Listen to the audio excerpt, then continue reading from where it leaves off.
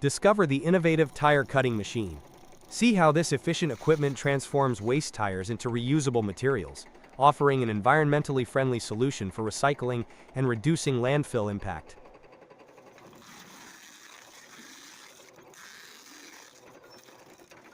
The tire recycling process, with a capacity of 3 tons per hour, begins with the collection and transportation of used tires to the recycling plant. After cleaning, the tires are cut into smaller pieces for processing. Metal parts like steel are removed using magnetic separators. The rubber is then shredded into small particles, typically between 1 mm and 5 mm in size.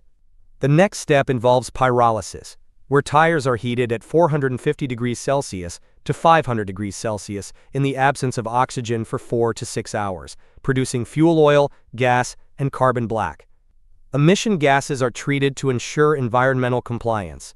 The resulting products are further utilized in industrial applications.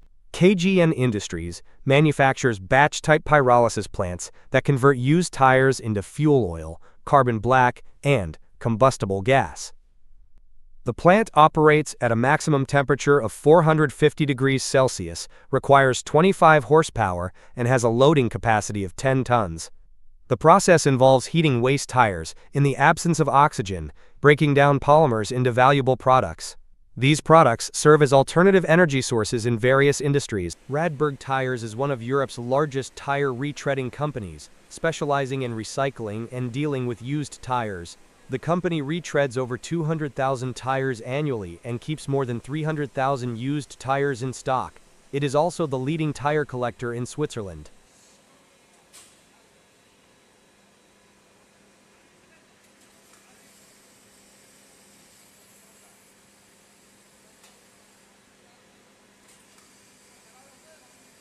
The retreading process begins with the collection of used tires.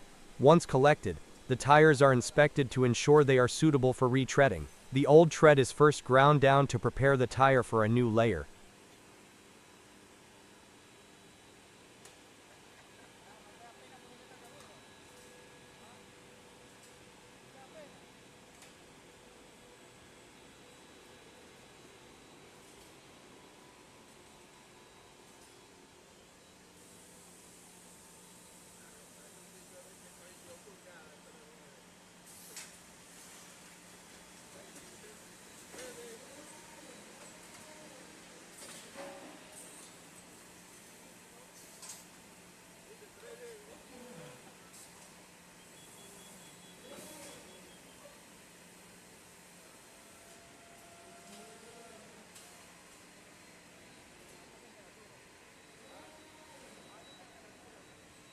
Next, a special adhesive is sprayed onto the prepared surface to ensure that the new rubber bonds securely.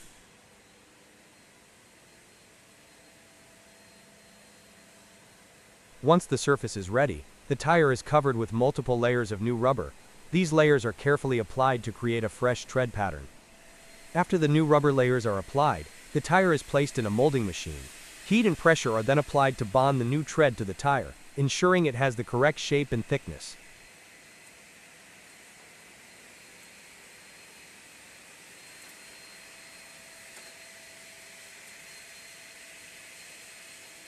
After the molding process, the tire is cooled, and a final inspection is done to ensure it meets safety and quality standards. The tire is then tested for structural integrity and durability to ensure it can withstand long-term use. Only tires that pass these rigorous tests are approved for resale. This ensures that every retreaded tire meets the same high standards as a brand new tire. The manufacturing of agricultural tires is a complex process that involves multiple stages to ensure the final product can withstand the demanding conditions typically found in farm environments. Among the most critical stages in this process is the tire building machine (TBM) phase, where the tire's foundation is carefully assembled through a series of methodical steps. The first stage of tire manufacturing begins with the preparation of the base layer. A cylindrical steel drum, which serves as the core of the tire, is placed at the center of the tire building machine.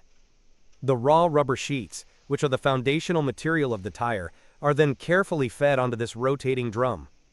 The machine ensures the rubber sheets are precisely measured and cut to maintain a consistent thickness.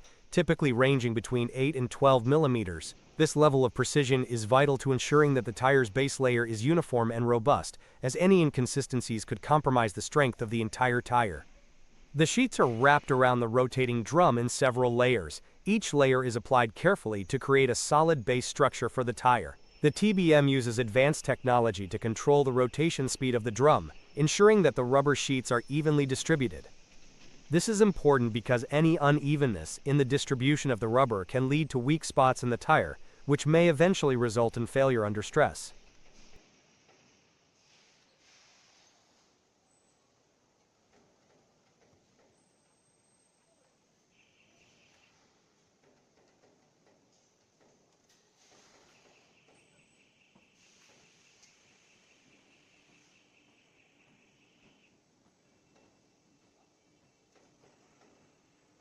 Before each new rubber sheet is added, a thin bonding agent is applied to the surface of the previous layer. This step is critical for ensuring that the layers adhere to one another effectively, creating a seamless bond that prevents separation during the tire's use. By promoting adhesion between the rubber sheets, this bonding process ensures the long-term durability of the tire. Additionally, temperature and humidity levels in the production area are carefully regulated to optimize the elasticity of the rubber. The environment is typically maintained between 25 to 35 degrees Celsius, as this range allows the rubber to achieve the ideal balance between flexibility and strength.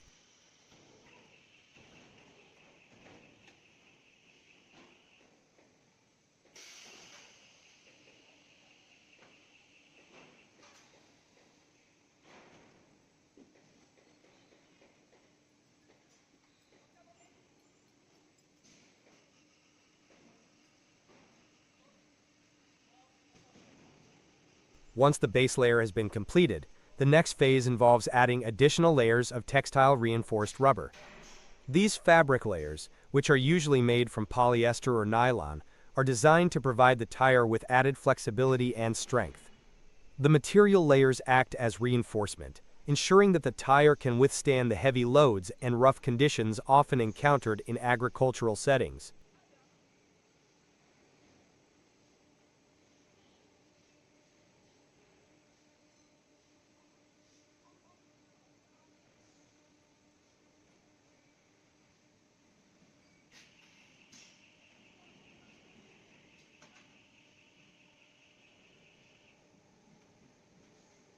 The TBM uses automated rollers and guiding systems to apply these reinforcement layers precisely. This step is crucial because any misalignment could result in inconsistencies, making the tire weaker or more prone to failure.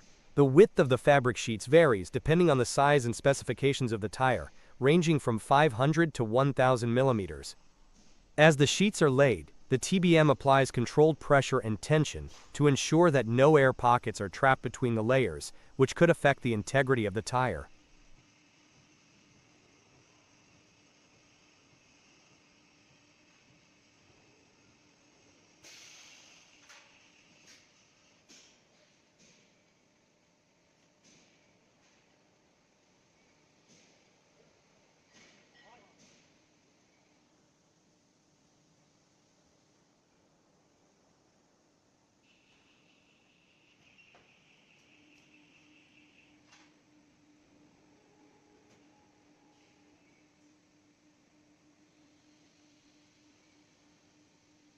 The machine's automated system is capable of detecting any misalignment in real time, adjusting the process to correct any errors immediately. This ensures that the layers are consistently aligned and that the final tire maintains structural integrity across multiple units. After the reinforcement layers are applied, the TBM gradually builds up the sidewalls of the tire. Pre-shaped rubber sheets are placed along the edges, and pressure is applied to secure them against the base. This creates the side structure of the tire, which is crucial for providing support and stability. The thickness of the sidewalls is customized based on the specific agricultural application for which the tire is intended. For example, tires designed for heavy machinery may have thicker sidewalls for increased durability.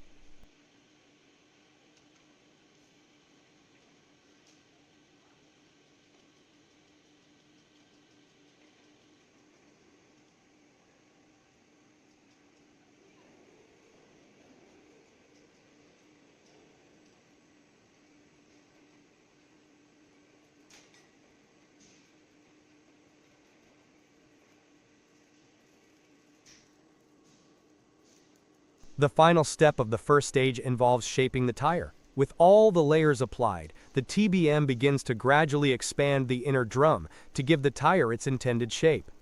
The TBM carefully controls the expansion process, regulating the pressure to prevent deformation. This precision is necessary to ensure that the tire retains its structural integrity and performs as intended. Once the shaping process is complete, the tire is temporarily secured and transferred to the next stage of manufacturing.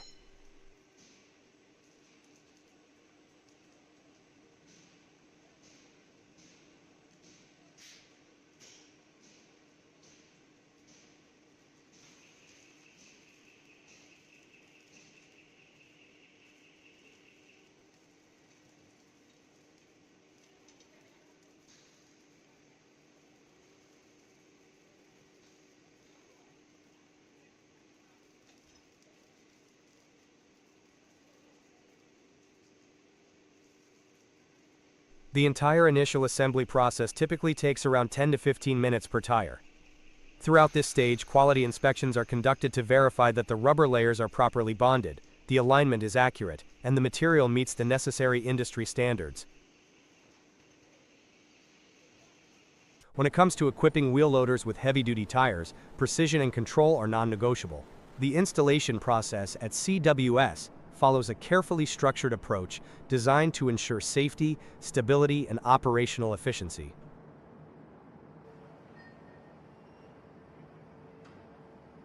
It begins by placing the wheel rim securely into a fixed mounting base to provide full stability. Once the rim is locked in position, it is cleaned thoroughly using high-pressure water to remove dirt, grease, or any surface residue that could affect the fit.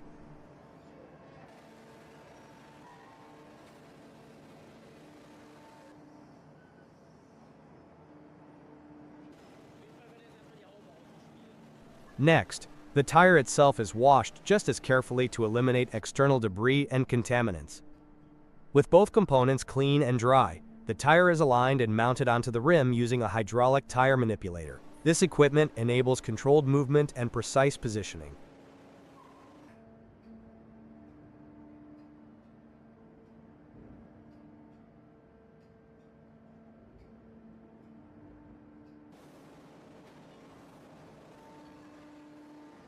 To ensure the tire seats tightly and evenly onto the rim, technicians apply pressure and use rubber mallets to tap along the bead area. This helps eliminate air gaps and supports a snug, safe fit. A final visual inspection confirms proper alignment and readiness for use in demanding environments.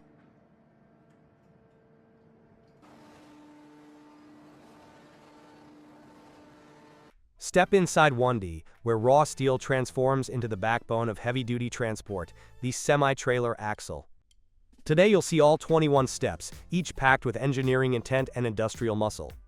Steel may be simple, but turning it into a dependable axle is anything but. Every axle here begins not with movement, but with scrutiny. Step 1. Raw material inspection is no joke. They measure chemical composition, hardness, surface finish, because one tiny flaw can cause catastrophic failure under load. Step 2. Tube cutting. They clamp and saw each tube to precise length, misfeed rate, or blade speed. Even a tenth of a millimeter off, and the axle becomes misaligned. Nightmare for assembly. Precision here is not a luxury, it's a necessity. Tool wear is tracked per shift. Variances are logged for traceability. Clamping pressure adjusts dynamically. Cut surfaces are inspected for burrs before continuing. Step 3.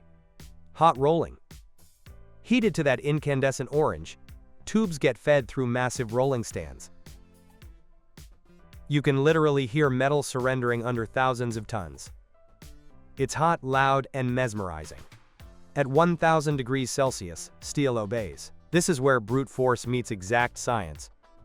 Thermal cameras monitor heat uniformity. Lubrication reduces friction. Roller pressure adjusts in real time. Deviations are flagged by sensors. The steel stretches, reshapes, but never escapes control. Post-rolling cooling is timed with surgical precision. Step 4. Toe end cutting.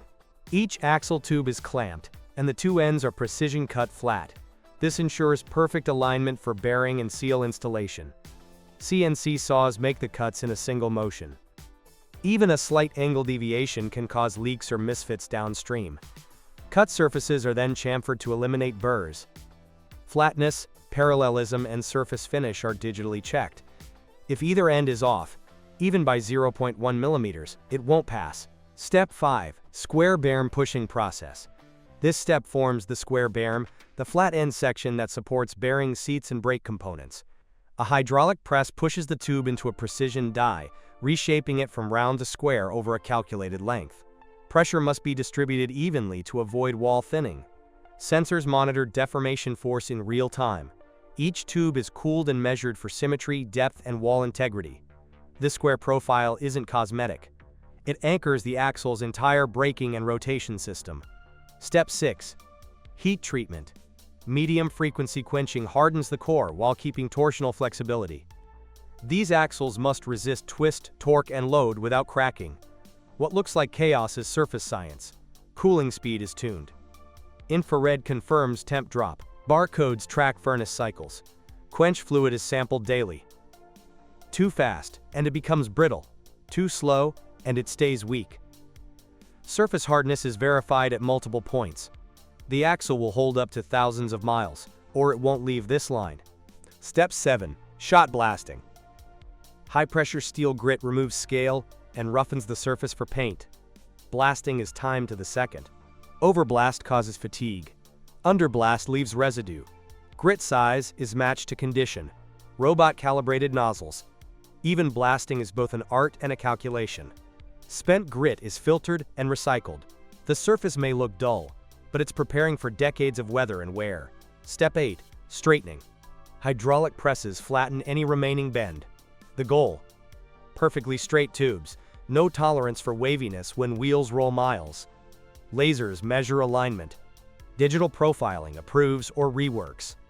Straightening force is calculated. Axles are rotated for axis uniformity. Nothing gets past, not even a whisper of warping. High-speed cameras catch springback. Step 9. Hole boring and end scraping. Giant boring heads machine axle ends and drill mounting holes. Surfaces are scraped smooth to seat bearings and brakes. Wrong bore? Nothing fits. Tool speed adjusts in real time. CNC scrapers correct micro defects. Chips are instantly vacuumed. Diameter and depth are digitally verified. Even the holes are engineered for trust. A station checks alignment with the axle center line. Holes may be empty, but they carry the weight of every load. Step 10. Fine machining. CNC lathes tune contours, tapers, bearing fits, with micron-level accuracy. Tolerances dance in microns. Fluids are filtered and reused. Logs track tool performance. Each lathe runs warm-up calibrations. The steel may not blink, but the machines don't miss. Failed checks launch root cause analysis. Tool offsets auto-update. Surfaces are inspected for chatter. Step 11. Hole drilling and keyway milling. Precise holes are drilled for studs. Positioning must be dead on for safe wheel installation. Miss by a hair and risk a roadside disaster. Safety starts here, not on the road. Grooves are cut to hold lock keys that prevent axle spin. What holds the trailer still begins here. It's a groove, but also a guarantee. Step 12. Medium frequency quenching. Critical zones get additional quenching to enhance fatigue resistance. Only stress-tested steel makes it this far. Every red-hot second is a future mile earned. Step 13. Outer circle grinding. Grinding fine-tunes the axle to fit hubs and brake drums exactly, a perfect circle, or nothing moves. Roundness is the silent hero of the road. Step 14. Bushing installation. Bushings are press-fit to reduce road noise and mechanical wear. Comfort and longevity in one small part. Tiny parts, massive difference. Step 15. Brake bracket welding. Brackets are welded robotically for tight control. This is where braking force meets engineered trust. Each spark here is calibrated safety. Step 16. 6-hole boring. Axle ends are drilled in precise 6-lug patterns. Matched to trailer spec, every single time. Precision here keeps trailers tracking true. Step 17. Camshaft installation. Brake camshafts convert pneumatic force into mechanical stopping power. These rods may look small, but they carry every emergency stop. Stop power doesn't come from size. It comes from design. Step 18. Painting. Axles are powder-coated or painted with corrosion-resistant coatings, then cured in heated ovens. Even the smallest bolts get full attention. Climate-controlled booths. Torque-checked studs. Laser-checked concentricity. Ultrasound inspects welds. Grounding points are masked to maintain conductivity. Color is the last line of defense against rust and rot. Step 19. Axle assembly line. This is where components become a complete system. First, bearing rings are press-fitted into place, one misalignment here, and the entire wheel unit risks failure. Next, tire bolts are installed using digital torque tools. Each bolt is traceable, each torque value logged. Automated greasing stations inject precise lubricant volumes into the axle's moving parts. No overfill, no dry zones. Finally, brake drums and hubs are mounted with exact balance to ensure long-term rotational stability. Step 20. Final assembly. Brake drums, hubs, sensors, lug bolts, greasing systems, all sealed and installed. Nothing escapes documentation. Barcodes match every part to spec. Torque wrenches are digitally calibrated. AI optimizes the build sequence. This isn't just assembly, it's orchestration. The last bolts mean the axle is ready to roll, or not yet. Step 21. Axle warehousing. Each finished axle is barcoded, inspected one final time, and moved to the warehouse. Storage racks are mapped digitally for fast retrieval. Inventory systems track location, batch, and build date. If trucks are the veins of logistics, axles are their bones. From heat to haul, this axle is built to endure.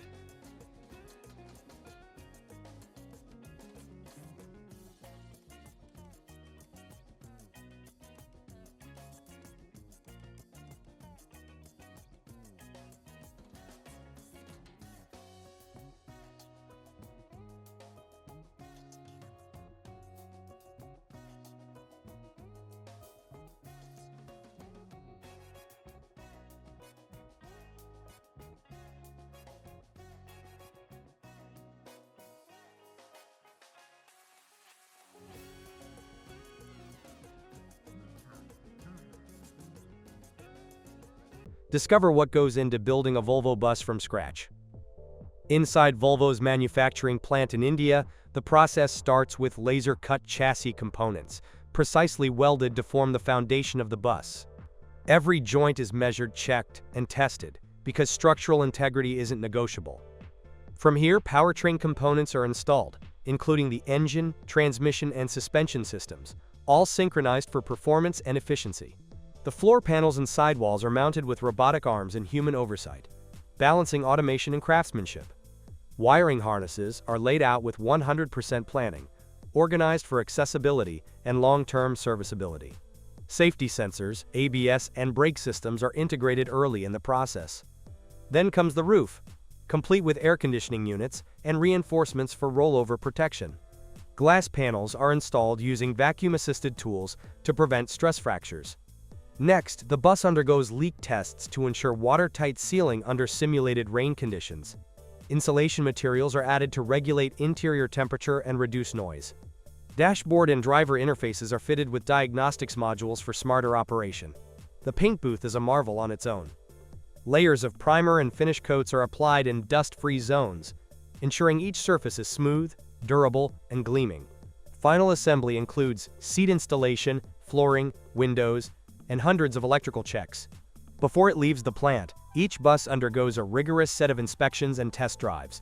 Braking, acceleration, noise levels, and emissions are all verified. Nothing is left to chance. This isn't just manufacturing, it's passion in motion, powered by energy and precision. Every bolt, wire, and weld tells the same story: quality, safety, and a relentless drive for perfection.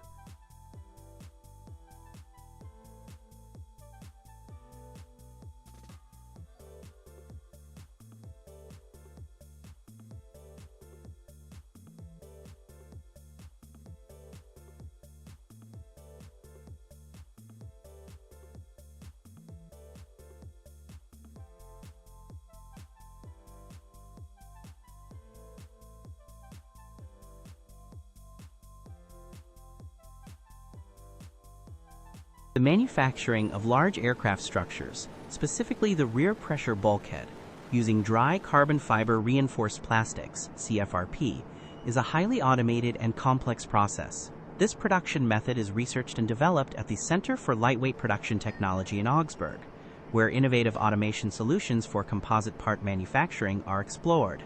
The goal is to streamline the process of creating large composite structures with precision and efficiency. The process begins with a laying of long structural plies, which form the base layers of the composite material. These plies are made from dry carbon fiber textiles, and the first layers are applied by a robotic effector. This robot directly unrolls the material from the roll and drapes it onto the double curved surface of the tool. The effector's task is to apply the material accurately to ensure proper alignment with the geometry of the structure. To fix the plies in place, epoxy resin is applied to the material, which will later facilitate the infiltration process. This approach eliminates the need for additional adhesives, making the process more efficient and reducing waste. Reinforcing patches are then cut using an automated cutting machine. These patches are essential for providing additional strength to the structure and are made from the same dry carbon fiber textile. Once cut, the patches are picked up by a robotic gripper and placed onto a transport table. The patches are then transferred to the robotic cell, where a modular gripper, equipped with 127 suction modules, autonomously recognizes the shape and position of each piece. The gripper moves the patch precisely to the tool surface, ensuring it is placed in the correct position. Optical sensors within the gripper monitor the quality of the draping process to maintain accuracy.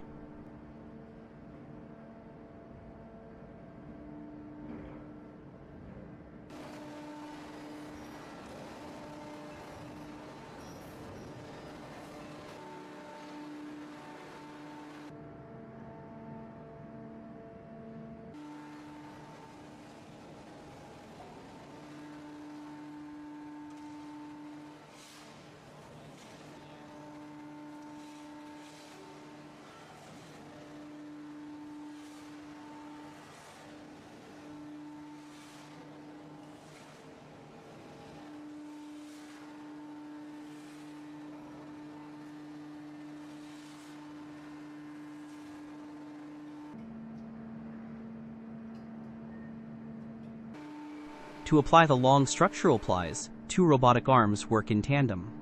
Each robot's end effector is precisely adjusted to match the target geometry of the tool. The robots autonomously calculate their movements to avoid collisions, and ensure the material is placed accurately. This coordination is critical in ensuring the material is draped without any errors that could affect the final product. Stringers, which are stiffening elements, are automatically picked up by a multi-kinematic gripper. These elements provide structural support and must be placed with high precision. The gripper, attached to a manipulator arm with vacuum suction, transfers the stringers to the preform. The vacuum grippers securely hold the stringers in place as they are moved into position, ensuring they are properly placed on the structure. The application of auxiliary materials is also automated using a digital twin model. This model allows the robots to synchronize their movements and place the auxiliary materials with high accuracy. Epoxy resin is applied to secure these materials in place, ensuring the structure's integrity.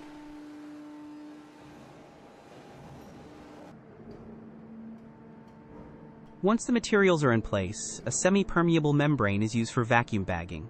The membrane is sealed around the preform, creating a controlled environment for resin infusion. The multi-kinematic gripper is used to apply pressure to the membrane, ensuring it adheres tightly to the surface. The preform is then infiltrated with resin through a resin transfer molding (RTM) process, followed by curing. This final step solidifies the composite structure, ensuring it is strong and durable.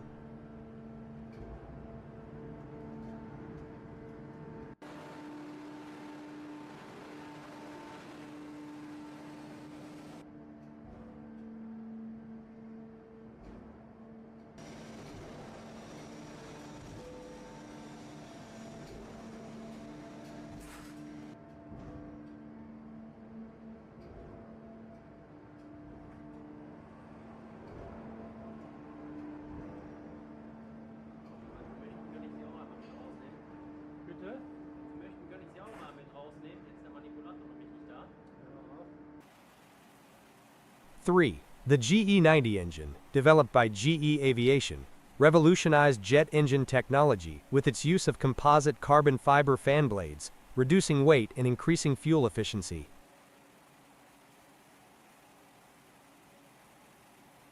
This innovation was crucial for long-range aircraft, like the Boeing 777, helping airlines save fuel and reduce operating costs. The GE9X takes this further, incorporating ceramic matrix composites, CMC, in high-heat areas to withstand higher temperatures and reduce weight, enhancing performance and durability. GE also uses 3D printing to create complex components, like cobalt chrome fuel nozzles, for lightweight and efficient parts.